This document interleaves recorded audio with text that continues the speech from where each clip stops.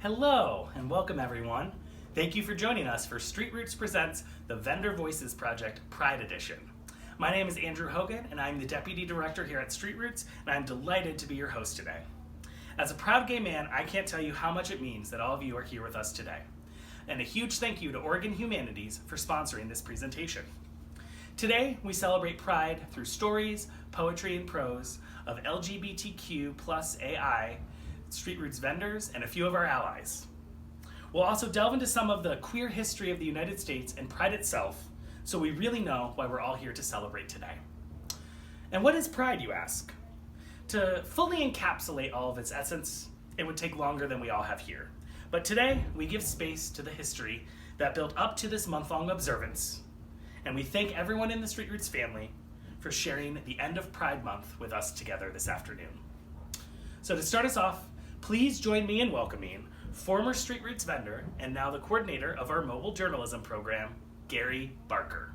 Hello everybody, I'm Gary Barker, and today I'm here to talk about acceptance.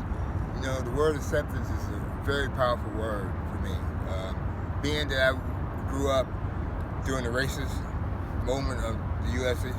history during the 60s, being marginalized and categorized as an entity instead of a human being.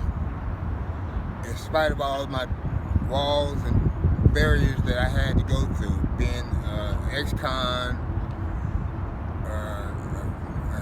what they say, deadbeat dad, which I wasn't really, but they called me that because they did the AFDC thing where they garnish your wages even though you're taking care of your children.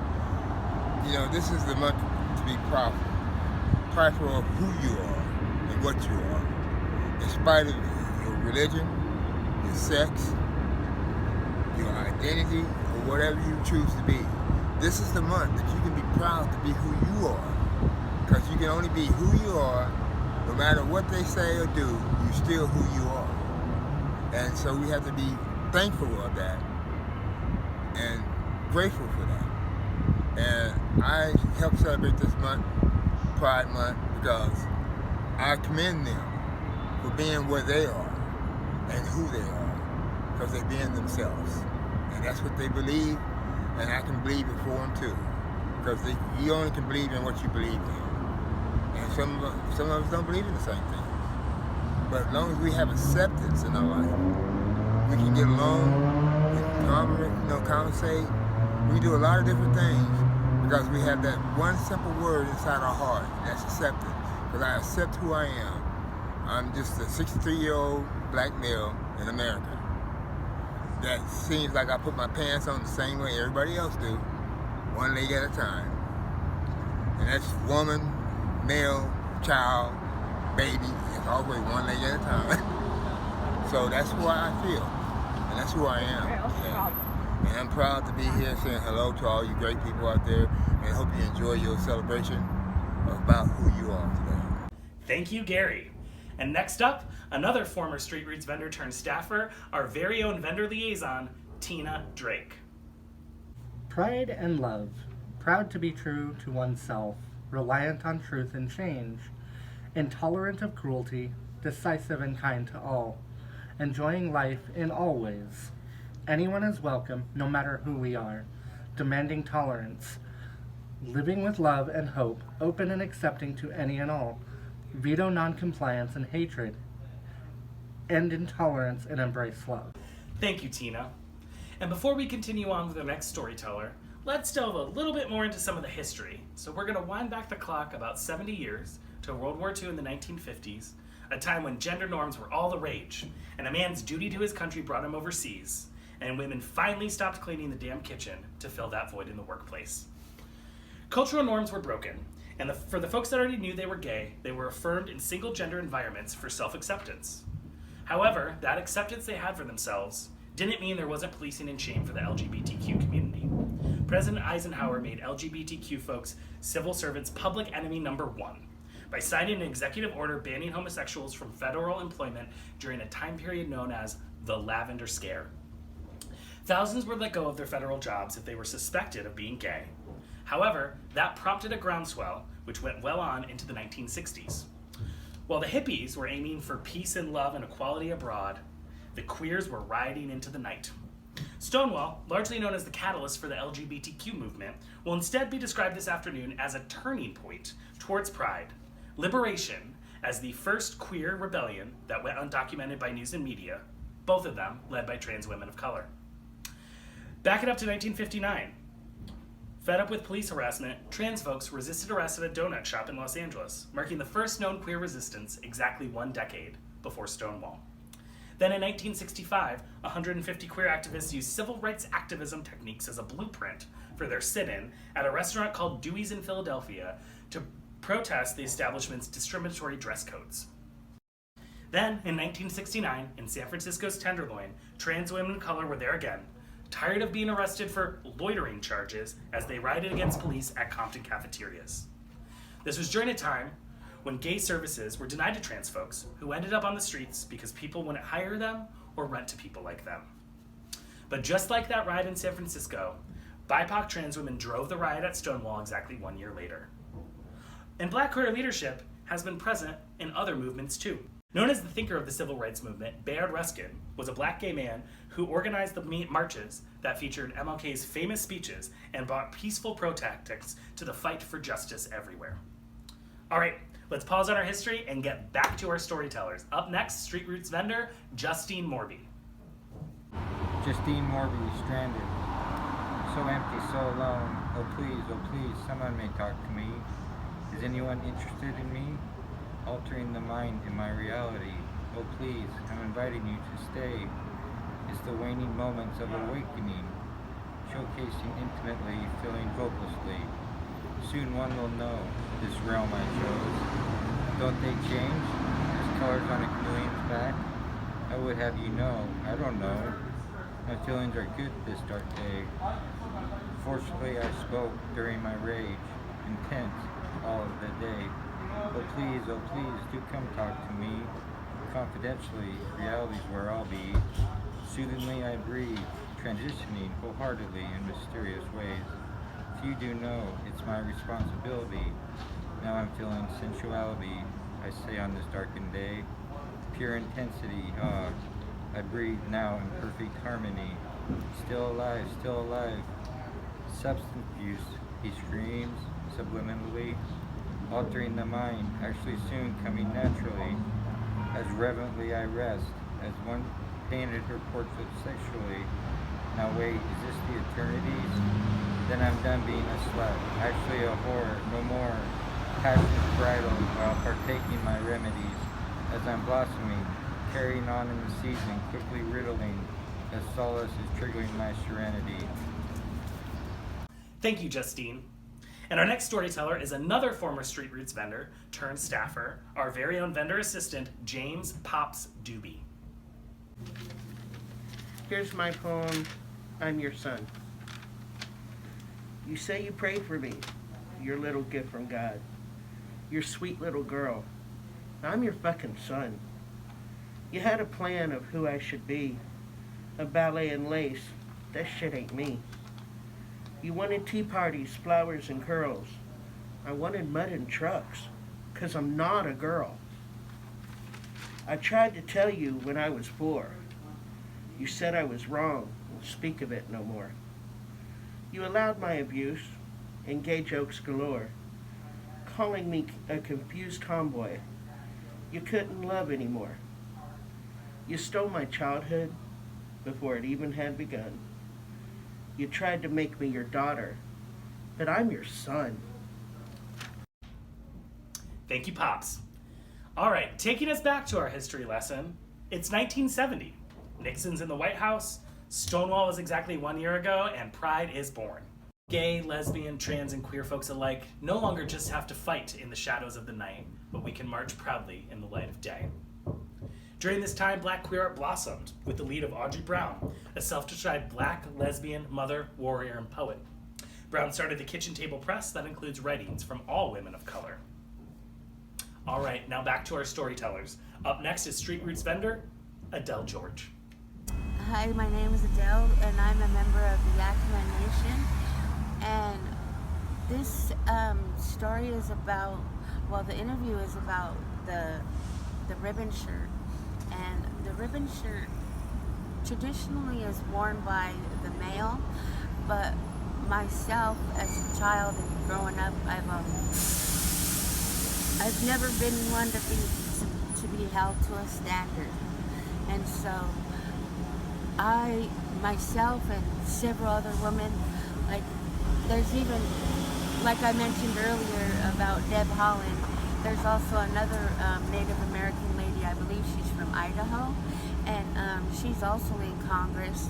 But anyways, both of them also wore their ribbon shirts, and I just think that it's so great that we're able to wear these shirts and express our culture, and that we're able to let people see that we're still here and that we're resilient. Thank you, Adele. And next up, we have another performance from street roots vendor George Denison, also known as the male face of Estee Lauder in the 1990s. George Denison, I'm a street roots vendor and street roots ambassador, and I'm here to tell you that years ago there was an AIDS Holocaust that was going on in San Francisco, California, and it was a bad time to be. Even though I'm not gay, I was part of ACT UP, which is a process or a movement that fought for the LGBT community 35 years ago. And it was kind of a rough time because people would come up and exact vengeance from the Central California Valley.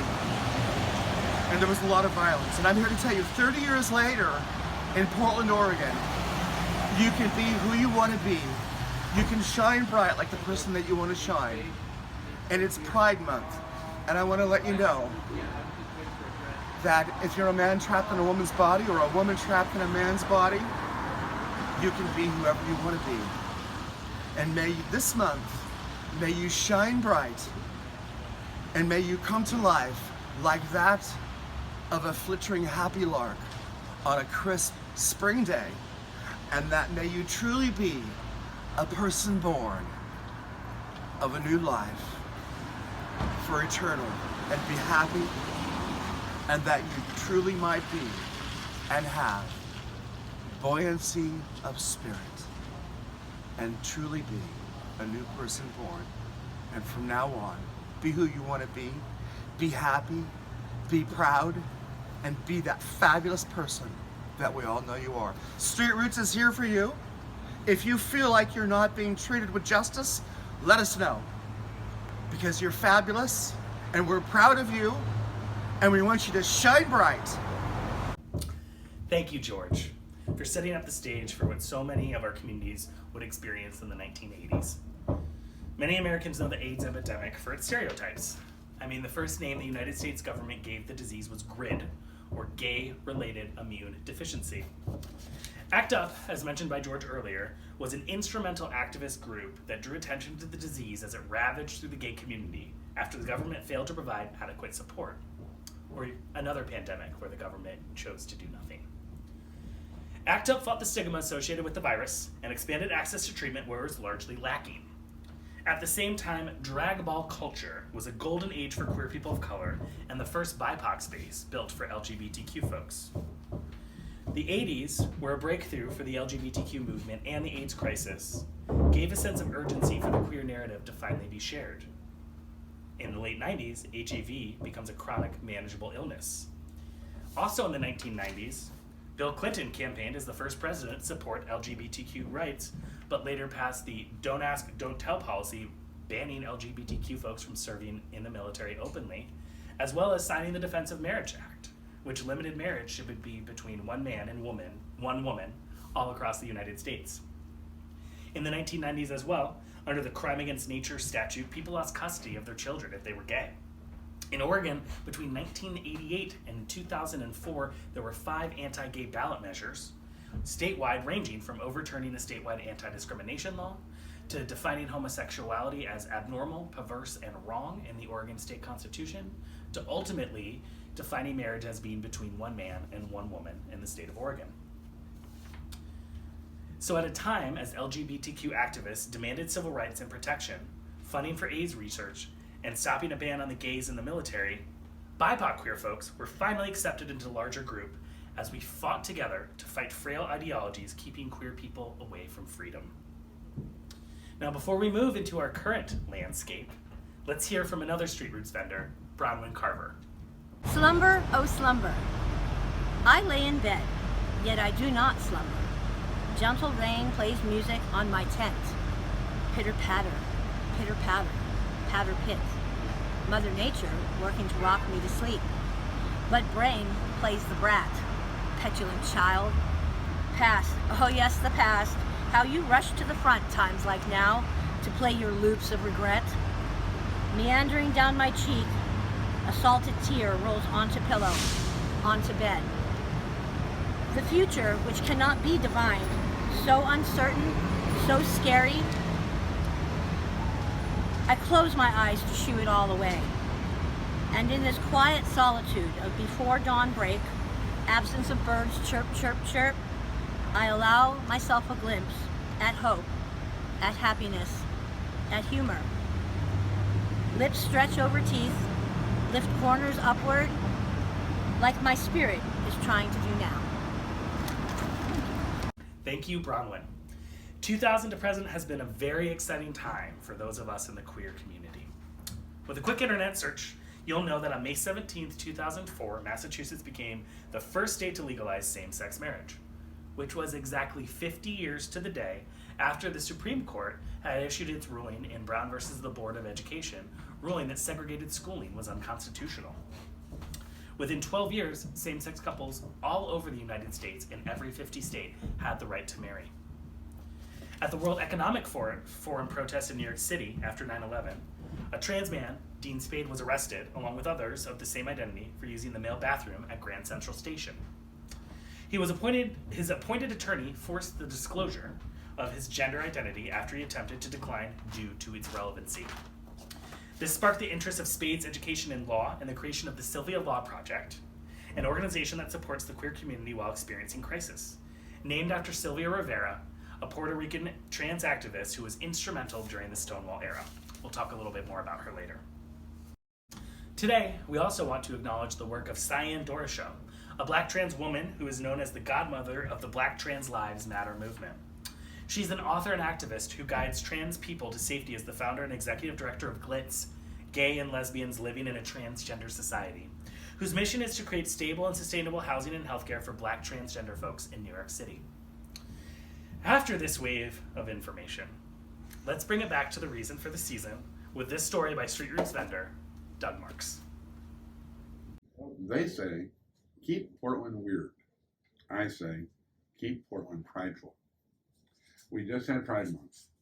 Pride is the most important time of the year. People are not afraid to express themselves, the way they feel, whether they're male or female. I've cross-dressed all my life, ever since I was a child. So it is the most open time of the year for me to be myself. I have dressed femininely the entire month, even though it may not appear to be so. Instead of men's jeans, I wear women's jeans. I wear a feminine top. Some of it normally looks like male. I'm not wearing a wig now, but in the future, or makeup, but in the future I probably will be.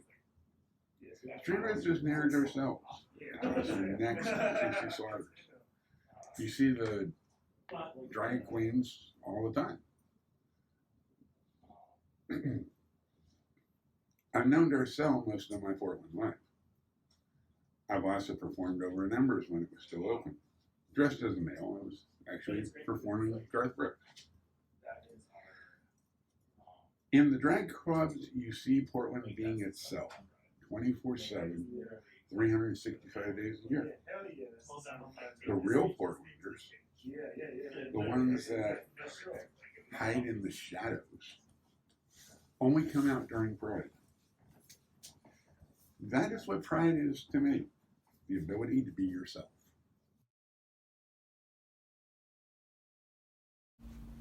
Thank you, Doug, for reminding us just why Pride is so important. It was a protest long before it was overtaken by capitalist greed. The Queer Liberation March in 2019 brought Pride back to its roots, and then the murder of George Floyd left organic unrest in the name of justice. The subsequent Black Lives Matter protests brought out activists in support of Black trans lives to the streets as a liberation movement. With this solidarity in mind, we turn to our last performer, Street Roots vendor, ally, and ordained officiant, Schon Tell. Hello, my name is Machiavelli. I'm trying to be like Tupac. That's why I have Tupac shorts on. But I'm a Universal Life Church ordained minister, and I provide free weddings to gays, lesbians, transgenders, yada, yada, yada. Because in 2004, I got my Universal Life Church ordained minister credentials from Kirby Hensley, Modesto, California. And I believe that no matter who you are, nobody should break people in love apart. They should stick together. And so a bonding part is a Universal Life Church getting you together forever, forever, ever. I'm not gay or I'm not a lesbian, but I don't disagree with y'all because y'all want to marry each other. I want to bring y'all together because y'all need to be happy, and if that's going to make y'all happy, then I offer free weddings. Tony Parks on YouTube. Why did I choose to get ordained to marry the lesbians and gays? Because I've seen a lot of people in Portland, Oregon that's gays and lesbians, Salem, Oregon, Eugene, Oregon, and people always wanted to get married and they couldn't. But now it's time to get married. Not enough ministers are marrying gays and lesbians, so I want to let y'all know that that's what I offer for free. And so that's what I do. What does Gay Pride Month mean to me? Well, it means a day that is an opportunity for people to come out of the closet and get married. Come to me, 503-594-9823. Call me. You love somebody, you love that guy, you love that girl, call me. Because people need to come together, and Universal Life Church is recognized by state of Oregon as a true church ministry. So I am legal to marry, bury, and baptize you. Thank you very much. And don't never let nobody stop you from loving who you want to love, and don't let nobody stop you from getting all the gay rights that you deserve. Peace, love, and harmony. Thank you, Schon Tell. And thank you all again for joining us today for Street Roots Presents the Vendor Voices Project Pride Edition. This concludes our program. I would like to take another moment to thank all of our vendors who shared their stories, performances, prose, poetry, and hearts with us today. And another big thank you to Oregon Humanities for sponsoring today's event. And as we leave today, holding all of these stories and these histories that we've just learned with us, I ask that we think about what actions we can take next. In 1969, two trans women of color, Marsha P. Johnson and Sylvia Rivera, threw the first stones at the Stonewall Inn, sparking the riot that Pride commemorates today. Yet here we are 52 years later. From attacks at the ballot boxes to state legislatures enacting draconian laws relating to bathrooms, sports, and existing in public spaces, to federal attacks in housing and the military, trans folks, and most specifically our Black, Indigenous, and trans folks of color, are facing the brunt of the attacks of the LGBTQ community right now. 21 trans women have been murdered in this year alone. So as we continue to seek justice, as we march forward and fight for justice, as we celebrate the riot that commemorated this all, we must seek justice for all, especially the most marginalized in our communities. So let's not forget another one of Martin Luther King Jr.'s quotes. No one is free until we are all free. Thank you.